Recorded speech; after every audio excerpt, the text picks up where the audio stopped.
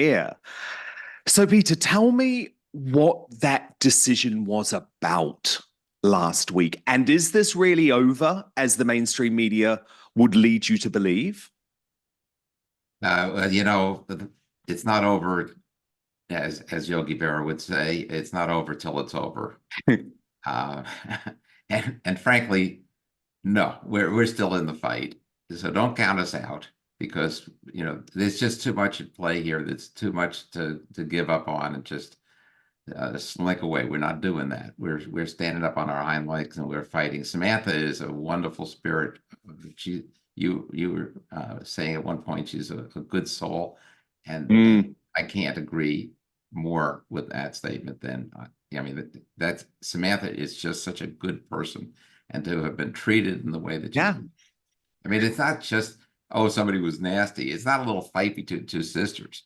It's not as though there's a little problem here. It's, once the Sussex squad turns on you and comes onto you, and you have an experience with Oh, this. I know. Oh, I know.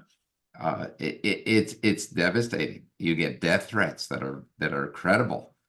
You get people stalking you in real life. It's the new world. It's what we're coming to. Well, And indeed. And I would say that Samantha represents the best of America. She believes in free speech. She believes in due process. She believes in the Constitution. I would argue her sister represents the worst of America. And actually, Samantha, given Peter's raised the point about the Sussex Squad, don't you think it was very ironic that your sister last week was decrying the abuse that she claims to receive on social media? Or why has she never told the Sussex Squad, who are the biggest trolls on the internet, to stop their devious deeds? I think you bring up a good point. But again, as with all of this, that seems to be a huge ball of wax. I think it goes beyond just the Sussex Squad. And let me also include paid PR in the recipe. So we're talking about her and her husband. We're talking about two people who have, compared to most of us, unlimited monetary resources at their disposal. And we have reason to believe that many of these people are paid. Yeah. So that being said, it's not just the Sussex Squad. It's not just trolls. But when it becomes trolls and multiplied bots that seem to be like the hundreds of thousands attacking you, interacting with trolls, and then you've got paid PR in the mix, people like Christopher Boozy. Harry was reportedly friends with Jack Dorsey. So when you look at how that can apply to social media, it was overwhelming. And there's a lot of power there. And you're right. At no time did she come out and say, look, don't attack my family. Don't attack the royal family. But I think that's all smokescreen also, because that's deflecting from what's really at issue, which seems to be, in my opinion, a horribly malicious campaign of targeted harassment that was paid for. So Indeed. it's not, oh, they're out of my control. Well, when you're paying people, they're very much in your control. Yeah, of course they are. This was not in a happenstance. This was... No, indeed. So, Peter, let's talk about this decision by Judge Honeywell. She's an Obama appointee. What did you make of it? Well, we originally, when I got on the case, we moved to have her recused, not necessarily for the fact that justice wouldn't be done, but because justice must appear to be done. Mm-hmm. And right now, that's what we're facing, is a situation where we have a judge who looks like she may very well have had a strong bias here because she's on a political case, and she just happens to be on that side of life where she sided with the people that are on that political side. I mean, when you look at this, it's no longer, I'm a person that has a little bit of special knowledge in that I see things that other people don't get to see, having spent 9 months gathering information for January 6th, which included many, many things that had nothing to do with January 6th, but it basically put me in the center of getting information. And, you know, we're now facing a whole new, this new world order. And the far left, and what do they have in mind? They're afraid to death that the world is dying due to global warming. So, you know, what are their remedies for it? You know, we've heard about the 500 million goal, you know, which would eliminate 15 out of 16 people on the planet if they had that goal. We know about 30 by 30.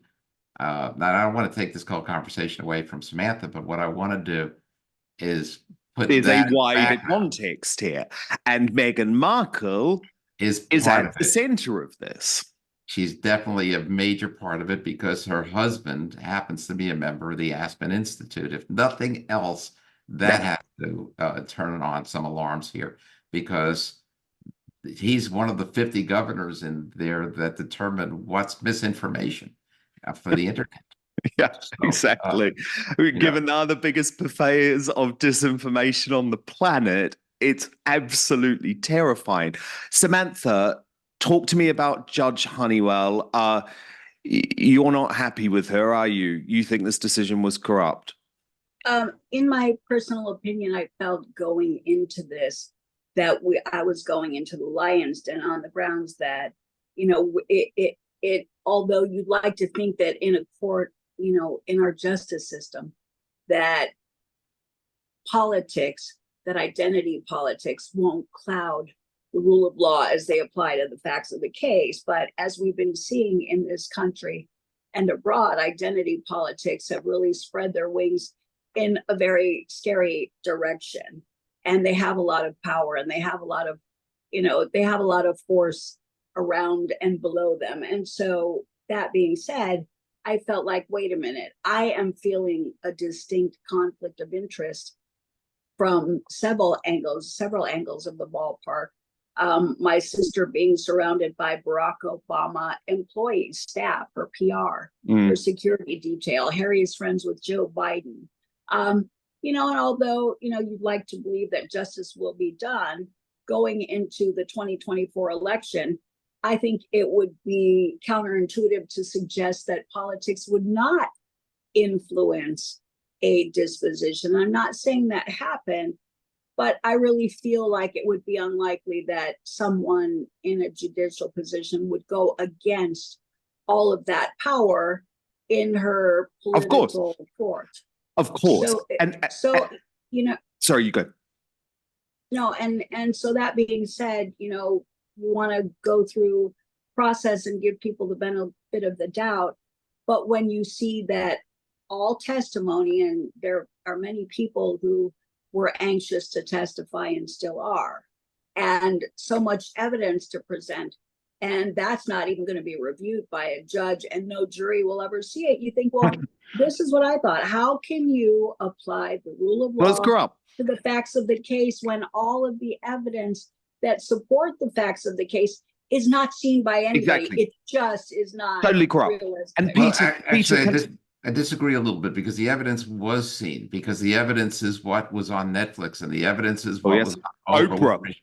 And what this woman said about you is obviously terrible, but the way that they were able to prevail in this thing was to give a myth. So let's say I were to say that that somebody, let's take Joe Biden, for instance. I say he's a rat, okay? And then if I just take it down to the word he, well, that doesn't mean anything, so you can't act on it. If I just say is, you can't act on it. And the word rat doesn't mean anything. So if the more you break things down, the less meaning they have. And so they broke down what was altogether a smear against Samantha that was basically there to make sure that nobody would ever read her book. I don't even know this person. I don't want to comment on somebody I don't even know, she says. Okay, well, that's not defamative in itself. It's not defamation in itself. But when you couple that with all the different things that she said, it made Samantha look like she was an opportunist that didn't even know her, which is a lie. That because Samantha helped take care of her as a child and so on and so forth. I mean, there was definitely a past there. But reading all of her comments together, they just, let's put it this way, the judge did not read it together. She ignored it. And that causes the suspicion I'm talking about. That's unfortunate because we want to keep the integrity of the courts. And I don't know that this judge was anything other than honest because I haven't been able to get into her mind. I'm not allowed to do that. All I can do is read what she wrote. I know, See, but Samantha, she says that this was just an opinion of Meghan. It was just her experience. But If you take one Meghan thing at a lied, time. didn't she? And she's right. If you break it down and take it a word at a time or take a small clause at a time, but she didn't put it together, which she needed to do. And I'll tell you this, at the end of the motion there was a motion to dismiss at the end, which she just granted after months. At the end of the hearing, she said to us, get cracking on our discovery. Now, why would the judge get us to spend money and head towards depositions of people like Meghan Markle and Prince Harry or somebody else in the monarchy if we needed it? And we were looking at that. Why would she encourage that if she knew she was going to dismiss it? Also, the questions that she asked at the time showed that she really was on our side and understood it. So I'm not saying that anything wrong happened because I can't say that, number one. Number two, I'm not allowed to say that because we're not allowed to undermine the integrity of the courts. And she may very well be a just totally wonderful, ethical person. But it causes suspicion. Justice is made, even if it's done, doesn't appear to be done because this judge just took a position as a senior judge. And when you're a senior judge, that means you get the same pay, far less work, and you make way for another judge to be appointed while Joe Biden is still in office. So what the mechanism we don't know. This is the biggest thing for me, and I think people have seen globally that we are having a huge problem with racial division. And there are people out there who are fanning the flames of that to suit their political narratives agendas. That being said, what was more at issue for me that the media and not to the fault of Peter Tickton, who's an amazing lawyer, but the original complaint before him was that it's not really about the degree to which we know each other, because the media are saying, well, it's really just that Samantha believes that they had a disagreement and that they didn't see eye to eye on how close they were. That does not matter in the big picture. What matters is the fact that I was made out to be, in the Netflix thing, a leader of a hate group. A hate group, by definition, incites a lot of violence globally now because of what is going on and what's being fueled by the radical left. So to put me in the crosshairs of that, I think is morally, irreprehensible. It's disgusting because it's not true and it endangers me. Secondly, there was the issue of my book and saying that my book was a slamming tell-all. Everybody who's read my book said it was fair, balanced, and it wasn't really about her. I've read it all. So, I've read every word, and I agree. So I think for the media and anybody to be out there in all of their blogs or all of their articles saying, well, Samantha lost because they had a disagreement and it was trivial and she was making a mountain out of a molehill. No, they're not. They can't even wrap their brains around what was really at issue. If I called you the leader of a hate group, that leaps and bounds. That is huge compared to having a mere disagreement. So we have to stick to scope on what really happened here, and PR and trolls who were paid were fanning those flames. So it became rather explosive. And so for someone like me to have to deal with that, no, that is incredibly defamatory, demonstrably false, and very malicious. You don't call someone the leader of a hate group when you know they're not, without doing it maliciously. It's not like you're not giving them a compliment. You're not saying something that's neutral. No, indeed. Peter, can I just pick up on something you said a little bit earlier? Am I right in saying that you wanted a deposition from a member of the royal family? I felt that Princess Catherine might have some very important light to shed on what had occurred. because obviously something is really, really wrong between these two. I mean, I believe I heard that Queen Elizabeth did say about Meghan Markle that Meghan Markle is evil. Mm. And from someone like Queen Elizabeth, I mean, that's not a slight little remark. That is a big, big, heavy remark.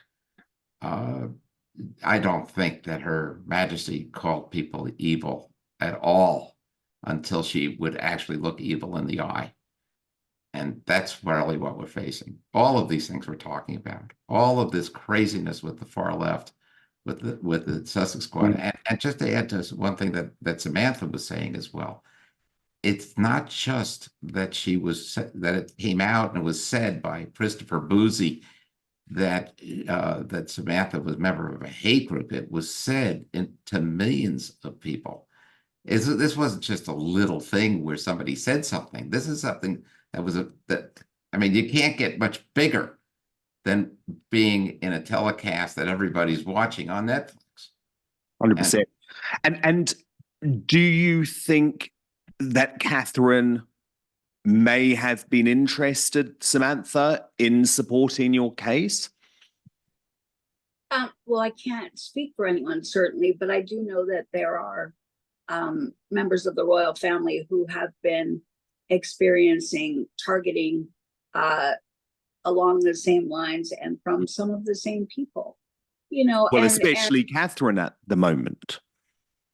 Well, in fact, what we're looking at was even before this latest barrage of. Yes, of course.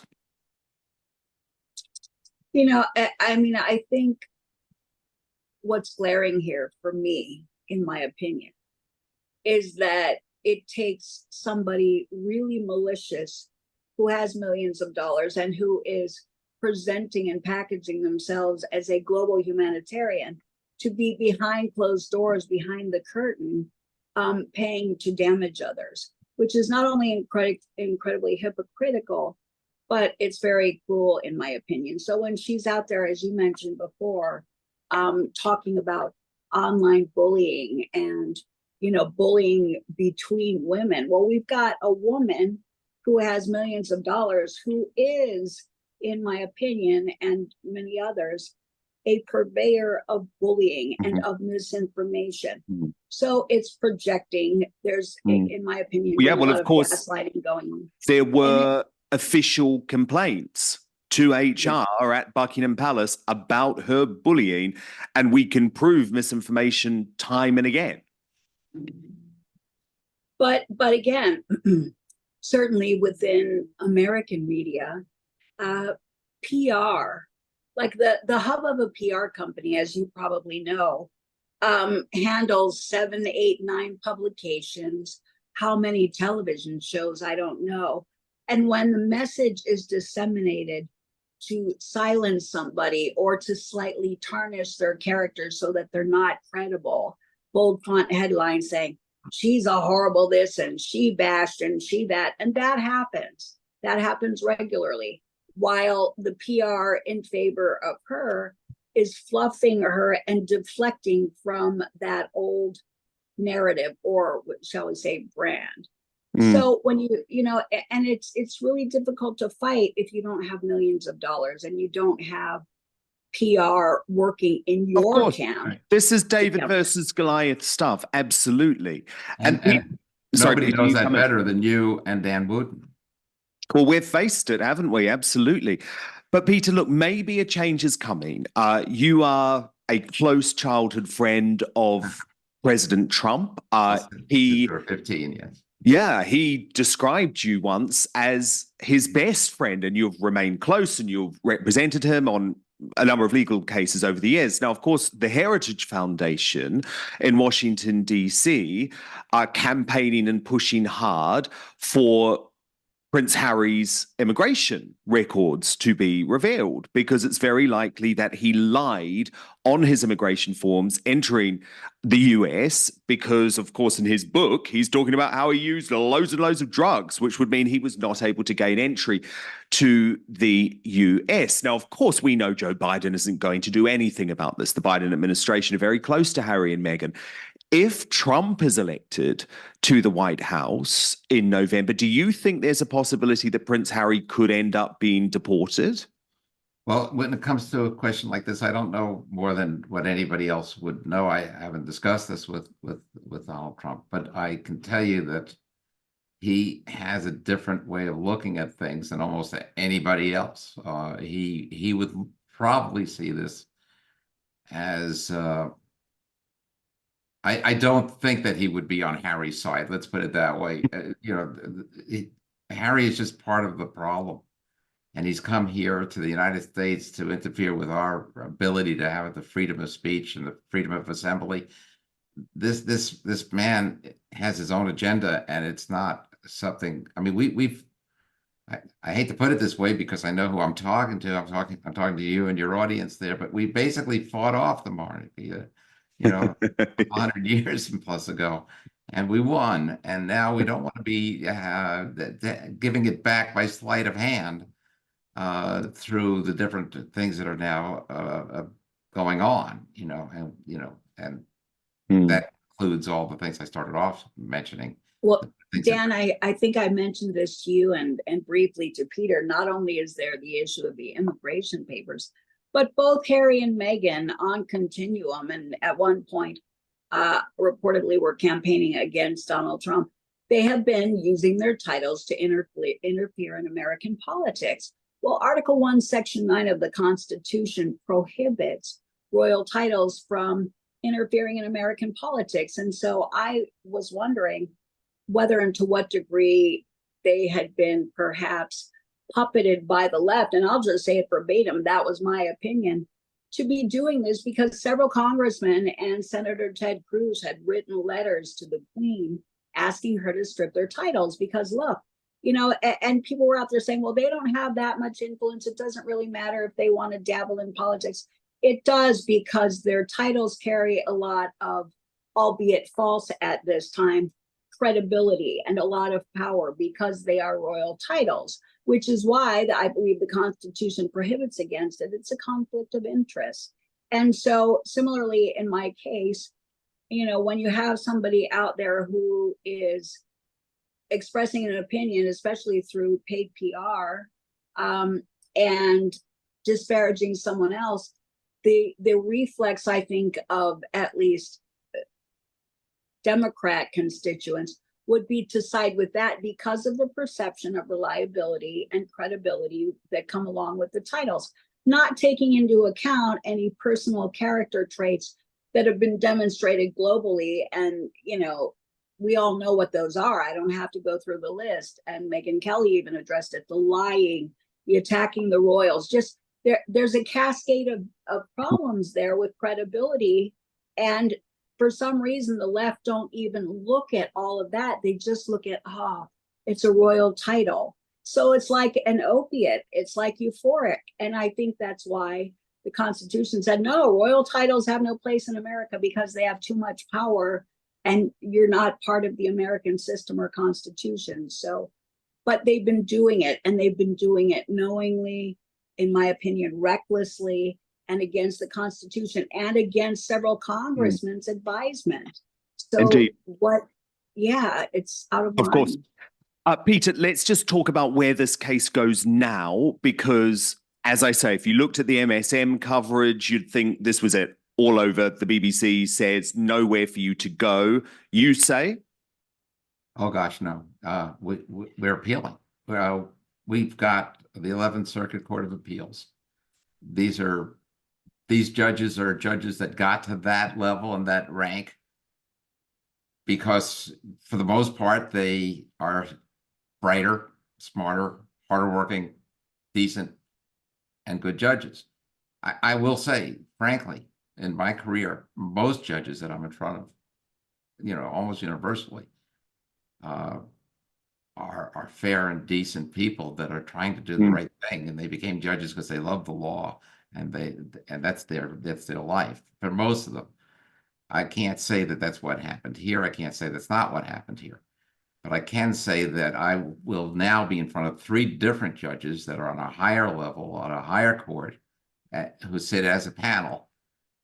If we're lucky, we'll have perhaps a mix between judges that are appointed by other judges, other presidents, and judges that are appointed by Donald Trump. The 11th Circuit has a good number that were appointed by Donald Trump. Good. So the fight goes on. Oh, Can I- absolutely. And I do, and the best part of it is that this was a motion to dismiss. This wasn't a trial where the judges say, well, we weren't there and we didn't see the evidence. We have judges who are able to read the motion to dismiss the same way this judge did. So this judge doesn't get the benefit of making a decision having seen something that they can't see. So it's basically gets ruled on what they call de novo. De novo means it's like from the beginning, fresh start, a fresh review, as though nobody had ever made a decision in the case before. And what's incredible, and you've both seen it, is the propensity of especially her PR and the left PR to just blast, like when there's an appeal granted, and when we did it before, they don't print that. But as soon as they think there's a dismissal, oh my God, Samantha lost. Oh, yeah, it's Meghan over. won, and they blasted Yeah, the world with it. you know, God bless them all, really. You know, sometimes I say, for they know not what they do, but you know. Well, thank goodness we no longer trust the mainstream media. And look, just a final word from me to Samantha. Thank you so much for your loyalty over the past few months. I know that alongside Meghan Kelly and Calvin Robinson, you have said that you will no longer be appearing on GB News because of their treatment of all of us with the incident. So I really appreciate that loyalty, Samantha, and I know you'll be a big part of Dan Wootton Outspoken, one of our regulars, when we launch the show very, very soon. Absolutely. Thank you so much. You are a gem. You are a force to be reckoned with in terms of truth and logic and rationale. And, God and weather permitting, we will win this. Yes. So, well, we're going to keep following this case. Fight. We're going to keep following this case very closely in a way that the mainstream media won't. Peter, I hope this is not our last conversation. I would love you to come back as well, because I know you're going to have so much insight into what is going to be, I guess, an election which tests American democracy. I mean, can this be a free and fair election? Well, I have to tell you, it's not just my opinion. It's also Donald Trump's opinion that if we lose this one, we lose America. Oh yeah, a lot's at stake. I mean, this election is the most, definitely the most. I never used to say that for elections, that this is the most important election in my life. This is, because either we prevail or they will batten down their hatches. They will move forward, and the next level of where they're going is not. I mean, everything is connected. There's a reason the borders are open. There's a reason that that all this woke stuff is happening. There's reasons for all of it, and they all connect when you look at the agenda of the World Economic Forum. Indeed. Well, look, we're going to be picking all of this apart over the next few months, but thank you so much. Great people, Peter Dinkton Thank you. and Samantha Markle. Thank you for having me on. I really appreciate it. Thank you, Ben.